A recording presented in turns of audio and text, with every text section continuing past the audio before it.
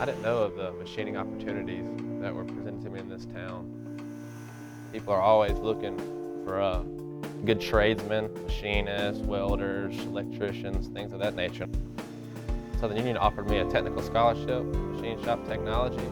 Once I got to Southern Union, it kind of opened my eyes as to where this career path could lead to. Southern Union prepared me very well. I think the main thing was the G-code we learned. That's how you pretty much create the programs and you make the parts out here. Basically, if you don't know G-code, I guess you'd be your basic button pusher. Learning G-code, going into the CAD CAM, creating things on the computer, it gives you that extra hand over others to get out into the field and make parts. I graduated in the summer of 2017. I was pretty nervous about finding a job, but the crew at Southern Union helped me prepare my resume and get things ready to get into the field. And actually, my job found me through a Southern Union portal where my resume was uploaded. So within January of the next year, 2018, I had a job.